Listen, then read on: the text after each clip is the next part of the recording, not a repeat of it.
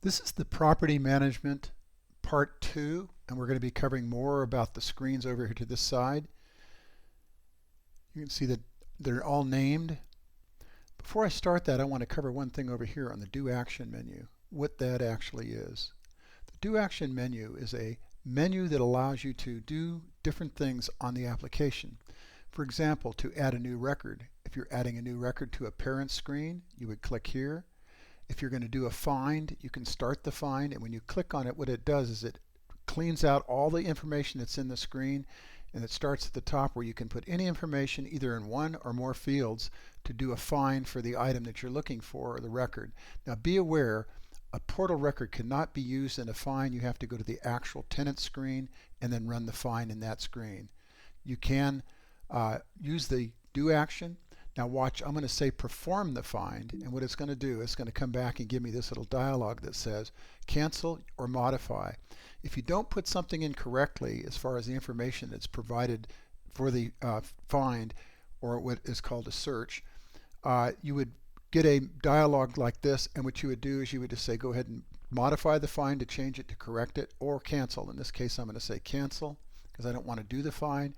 But if I had put in UA Dubai or the actual address of the place or the room number or of the apartment or whatever, that would have brought up that record, and they're called records in selection. If there were one or more records, those records, for example, like there's 2 here, if I did a look, I would get 1 for each one of the room numbers if there were multiple room numbers. Okay, the next thing I'm going to be seeing is the show all records button. If I do a find and then I go back and I want to show all the records again, I would click show all records and it'd bring them all back in again. The next one is go to the next record, the prior record, and if you need tech support, you can click here to go to our website. And this is actually the video for this particular screen. And what this will do, it'll take you for the multiple videos, it'll take you to the manager for the videos, and you can pick which ones you want to watch. Okay, let's talk about the subscreens over here. Now we have the property owner, which is a screen that is a duplication of the actual screen that is nested further down in the application. For example, if I looked at the menus at the top of the screen, I would see that that information is in there, and I could go to that particular screen and edit it if I needed to. Now let's talk about what goes in these screens. There's the owner name of the actual owner of the property. If there's an owner type, like it's a property managed by a particular company or whatever, or it's a self-owned property where the person is also the manager and doing their own property management, that's what you would enter in here. You would put the date you purchased the property, the owner's address of the actual property. If it's managed by a management company, you would put the management company in here and the date they started managing the property. You would put the city particular to the management owner, the town or country, the state, the zip, the manager's contact if you were contacting the management company, the manager's phone, manager's cell, the company country they're in, and then the management company would be a drop-down list, or you could pick it up here as far as the management companies that are available, their email. And in this case, if you click on this, it'll actually go to the website that is listed here. You can give email addresses to actually one manager email, 2 manager email, the owner email, and the owner to email. So you have several emails that can be put in there. There is a report which we'll cover separately for the owner information. There's the owner's list of different list views, so you can see all the properties in the list view of all the properties in the current selection. Then there's the owner's portal, which is the sub portal, which is this down here, shown with the basic information of the portal at the top. And what is this area? This is the area of the application when a owner is billed for anything for a property. You would single out that property by finding the property in the system, and then what you would do is go ahead and apply the expense or credit to that particular property. For example, bill date, the date that it was billed, I would go ahead and pick it. I would pick where the was billed to, as far as who was it billed to, either the management company or the owner or whatever. Could be even the tenant in some cases if there's a bill where they actually have to pay the owner something for damages. How about Bill 4, home inspection, or yard cleaning, or whatever it is that has to do with this. Maybe it's a repair of an air conditioner or whatever. That would be the Bill 4. The quantity, it might be one or more quantity. Then whatever the expense was. In this case, there's some expenses in here. And if it's a credit, say for example, the owner is receiving something in a credit from either a refund or cleaning deposit where it's being forfeited and it now acts as an income, or it's going to be recycled back so that they can clean the actual apartment based on a cleaning deposit because it was not cleaned when the tenant left. That would be any portion of this money that was returned to cash capital would then become a credit. The rest of it would be a debit as far as paying it out for maintenance and servicing. And we'll talk about that separately, but maintenance and services, when it's billed, would be another line to an expenditure for the owner, or it could come through the management company and then go to the owner as far as a billing. At the bottom, you'll see that there's a 425 total expenses, no credits, and 425 is the amount of money that is being taken out of the cash flow as far as the owner is concerned. Now obviously income would be coming through the tenant billing, which is in a separate screen. Photos. In this particular case, this property that we're reviewing on the main screen would have a description of the property and the date of the actual picture. Then it would have the ability to scroll through and do multiple pictures with each one of those pictures identified, and it could even be a map to the location of where the actual residence is at, and also outside pictures and additional references as far as a citywide view, as far as where the location is, so you can see the surrounding city and where the locations are around the city. You can also put things in here like a owner's paperwork of some sort. For example, if he had a receipt or a billing or something like that and he wanted to keep copies of that, he could do those on the property photo information. The next one is property notes. This is an area where the owner requires a cleaning company to service the residence between each technical departure and pets and residents during the lease. That's just one note. There could be a number of notes based on this particular property. It may have special situations in the dwelling, like it might have a security system. It may be something like, in order to get into the security system, you have to know the number and who to go to get it. Or keys. It's a good example of what happens often. If there are keys involved, they should be collected when the resident leaves, and how many keys are there, and all those kinds of things that are basically about this dwelling. The next one is the property manager. This is actually the manager that is the individual that's designated to take care of this property, either the owner and/or is representing a property management company. And basically what it means, the name manager here, the property inspected, date it was actually inspected, the tenant who is occupying on that date as far as the date is concerned, and the space notes as far as notes they found anything, and then a signature by the individual tenant when things are found. Say for example, you went through the residence and you found that there was a problem in the residence. So what you would do is you go ahead and take a photo of whatever the problem is, and then add it here, and then put a note in there as to whether it qualifies for a penalty payment to the owner or to the tenant. Now, on an owner situation, it might be something that the owner was responsible for caused. So that would be entered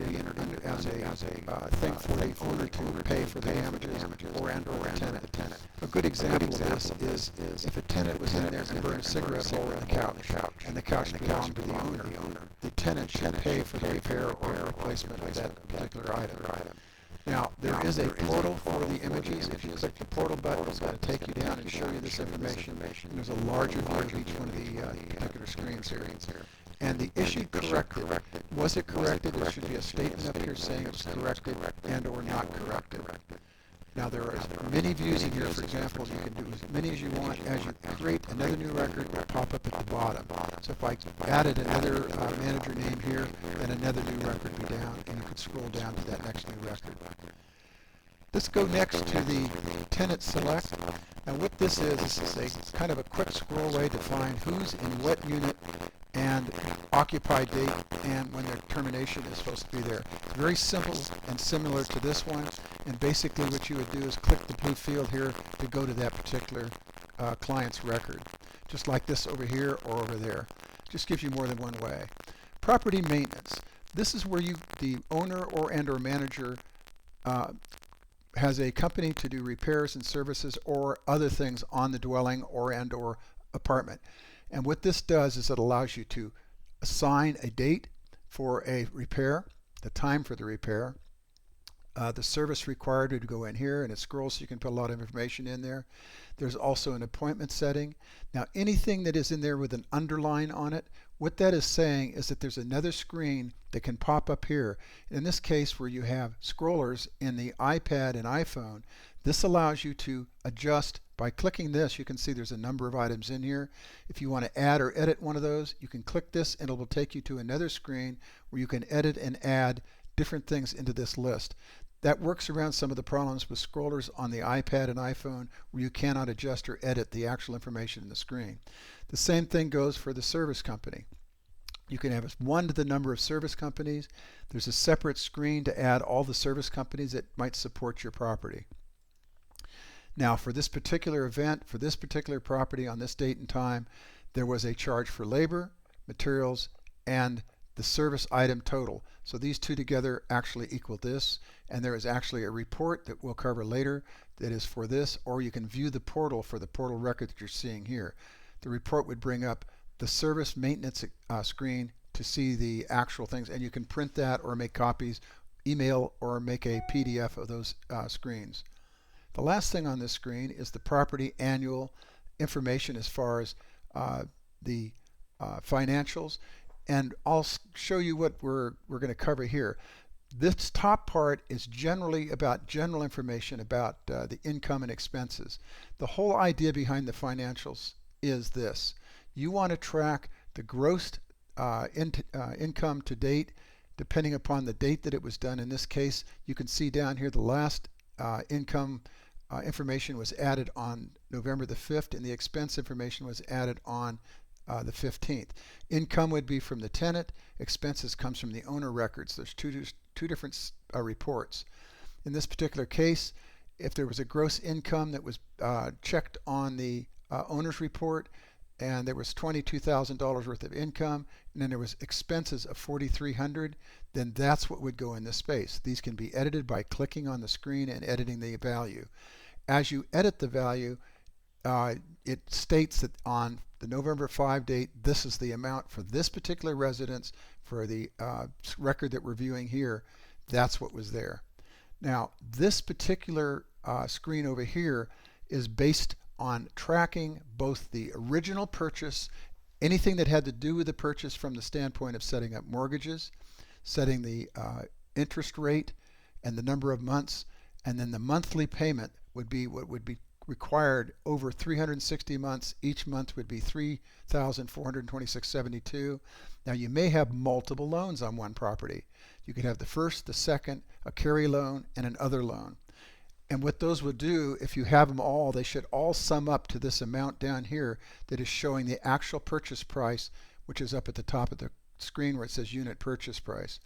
Now, if there are other carrying costs and stuff like that, they should always be added into the actual buying price for the property. So what you're doing is you're financing that particular amount.